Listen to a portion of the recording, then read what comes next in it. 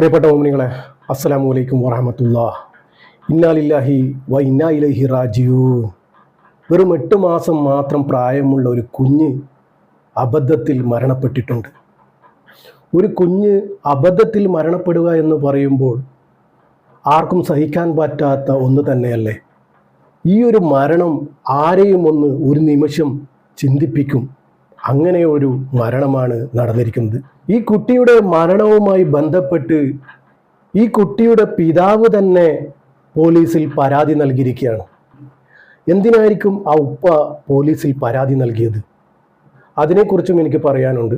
ഈ 8 മാസം പ്രായമുള്ള കുട്ടി മരണപ്പെട്ടിരിക്കുന്നത് അടപ്പ് തൊണ്ടയിൽ കുടുങ്ങിയാണത്രേ. സുബ്ഹാനല്ലാഹ്. വെറും 8 മാസം പ്രായമുള്ള ആ കുട്ടിയുടെ തൊണ്ടയിൽ അടപ്പ് കുടുങ്ങിയിരിക്കുകയാണ്. അപ്പോൾ കുട്ടിയുടെ ഉപ്പ എന്തിനാണ് ഈ ഒരു കേസുമായി പോയത്? ഈ കുട്ടിയുടെ വായിൽ ആരെങ്കിലും അടപ്പ് ഇട്ടതാണോ? സംഭവം അതൊന്നുമല്ല വിഷയം. ഒരുപാട് ദുരൂഹതകൾ നിറഞ്ഞ ഒരു മരണമാണിത്. 2 വർഷം മുമ്പ് ഇവരുടേത് തന്നെ മൂത്ത മകൻ ഇതേ പ്രകാരം മരണപ്പെട്ടിട്ടുണ്ടത്രേ. അതാണ് ഈ ഉപ്പക്ക് സംശയം തോന്നാൻ കാരണം. അതും ഭാര്യ വീട്ടിൽ വെച്ചാണത്രേ മരണപ്പെടുന്നത്.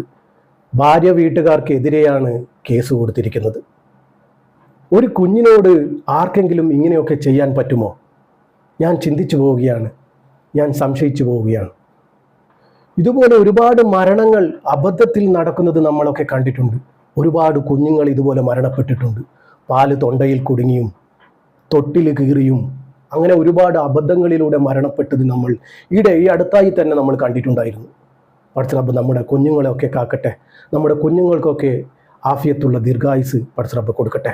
പൊക്കുന്ന അബീന ഹൗസിലെ നിസാറിൻ്റെ മകൻ ഇബാദാണ് മരണപ്പെട്ടത്. തിങ്കളാഴ്ച രാത്രിയാണ് അടപ്പ് തൊണ്ടയിൽ കുടുങ്ങിയ കുട്ടിയെ കോട്ടപ്പറമ്പ് ആശുപത്രിയിൽ പ്രവേശിപ്പിച്ചത്. പക്ഷെ കുട്ടിയുമായി ആശുപത്രിയിൽ എത്തുന്നതിന് മുമ്പേ കുട്ടി മരണപ്പെടുകയാണ് ഉണ്ടായത്. സുബ്ഹാനല്ലാഹ്.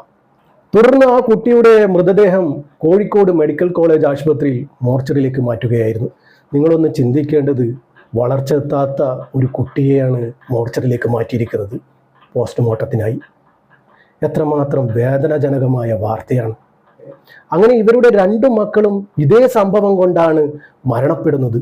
അതുകൊണ്ട് തന്നെയാണ് സംശയാധീനം ഈ കുട്ടിയുടെ ഉപ്പ പോലീസിൽ പരാതി നൽകുന്നത്. അതും ഭാര്യ വീട്ടുകാർക്കെതിരെ. ഭാര്യ വീടെന്ന് പറയുമ്പോൾ അവിടെ ഭാര്യയും ഉണ്ടാവില്ലേ? അതാണ് ഞാൻ പറയുന്നത്, ചിന്തിപ്പിക്കുന്ന ഒരു മരണമാണിതെന്ന്. ഈ ഒരു മരണത്തിൽ ഞാനും നിങ്ങളെ പോലെ സംശയിക്കുകയാണ്. ഈ കുട്ടിയുടെ ഉമ്മയുടെ വീട്ടിൽ നിന്ന് തന്നെ ഇങ്ങനെ ചെയ്യുക എന്ന് പറയുമ്പോൾ അസംഭവ്യം തന്നെയാണ്. നമുക്കൊന്നും വിശ്വസിക്കാൻ പറ്റാത്ത ഒരു സംഭവമായി പോയത്. ഒരു മാതാപിതാക്കളുടെ 2 മക്കളാണ് ഒരേപോലെ മരണപ്പെട്ടിരിക്കുന്നത്. സുബ്ഹാനല്ലാഹ്. ഇത് ശ്രദ്ധക്കുറവാണെന്ന് പറയുമ്പോൾ ചിലപ്പോൾ ചിലർക്ക് നമ്മോട് ദേഷ്യമായിരിക്കും. എന്നാലും സാരമില്ല, മക്കളെ ശ്രദ്ധിക്കണം. നമ്മുടെ ഈ 2 കണ്ണും മക്കൾക്ക് വേണ്ടി മാത്രം മാറ്റിവെക്കണം. അവരൊരാളാകുന്നത് വരെ അവരുടെ കൂടെ തന്നെ നമ്മൾ ഉണ്ടാകണം. ചെറിയ മക്കളാണ് അപകടത്തിലും അബദ്ധത്തിലും വന്നുപെടാം. നഷ്ടപ്പെട്ടിട്ട് പിന്നെ കരഞ്ഞിട്ട് യാതൊന്നും കാര്യമില്ല. നമ്മുടെ മക്കളെ ശ്രദ്ധിക്കാനാണ് ഞാൻ പറയുന്നത്. നഷ്ടപ്പെടുന്നത് നമ്മുടെ മക്കളാണ്. ഇതുപോലെ തന്നെ എൻ്റെ വീട്ടിലും ഇതേ ഒരു സംഭവം ഉണ്ടായിരുന്നു. ചെറിയൊരു കുട്ടി ഇതുപോലൊരു അടപ്പ് തൊണ്ടയിൽ കുടുങ്ങിയിരുന്നു. സുബ്ഹാനല്ലാഹ്. ആ ഉമ്മയുടെ വെപ്രാളം ഒന്ന് കാണേണ്ടതായിരുന്നു. റബ്ബേ, കുട്ടിയുടെ വായ അങ്ങനെ തുറന്നു പിടിച്ചിട്ടായിരുന്നു ഉണ്ടായത്. അങ്ങനെ കുട്ടിയുടെ ഉമ്മാമ കുട്ടിയുടെ വായിൽ കൈയിട്ട് എങ്ങനെയല്ലോ വിരല് കൊണ്ട് സുബ്ഹാനല്ലാഹ് അത് വലിച്ചെടുത്തു. അപ്പോഴാണ് ആ കുട്ടിക്ക് ശ്വാസം നേരെ വീണത്. കുറച്ചുകൂടി കഴിഞ്ഞിരുന്നെങ്കിൽ ആ കുട്ടിയും ഇല്ലാതായനെ. റബ്ബേ, ആ ഉമ്മയുടെ വെപ്രാളം ഞാൻ കണ്ണുകൊണ്ട് കണ്ടതാണ്. ആ ഒരു നിമിഷം ഞാൻ അനുഭവിച്ചതാണ്. എനിക്ക് പോലും സഹിക്കാൻ പറ്റിയില്ല ആ ഒരു വെപ്രാളം. ഉമ്മയുടെ കരുതലും പടച്ചറബ്ബിൻ്റെ സംരക്ഷണവും ഉണ്ടെങ്കിൽ നമ്മുടെ മക്കൾക്കൊന്നും വരില്ല. നമ്മൾ 5 നേരവും മക്കൾക്ക് ആഫിയത്തിന് വേണ്ടി ദുആ ചെയ്യുക.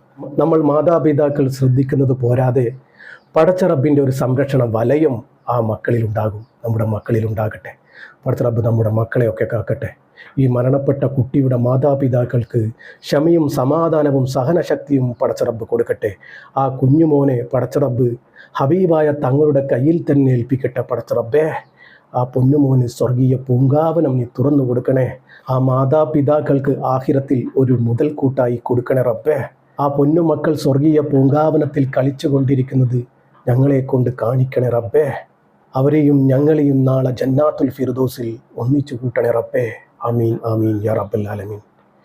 എല്ലാവരും ആ മാതാപിതാക്കൾക്ക് ക്ഷമയും സമാധാനവും ലഭിക്കാൻ ദുആ ചെയ്യണം.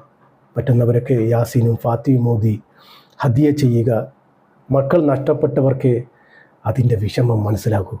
പടച്ച റബ്ബ് നമ്മുടെ മക്കളെയൊക്കെ കാക്കട്ടെ. നമ്മുടെ മക്കൾക്കൊക്കെ ആഫിയത്തുള്ള ദീർഘായുസ് പടച്ച റബ്ബ് കൊടുക്കട്ടെ. ആമീൻ.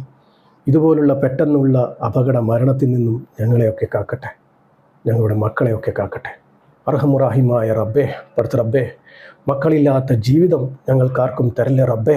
മക്കൾക്ക് വേണ്ടിയാണ് റബ്ബേ ഞങ്ങൾ ജീവിക്കുന്നത് തന്നെ. അയ്യോ, മാതാപിതാക്കൾ ഇന്ന് ഖബറിൻ്റെ കരയിലാണ് റബ്ബേ, പൊട്ടിക്കരയുന്നത് ഞങ്ങൾ കാണുന്നതാണ് റബ്ബേ.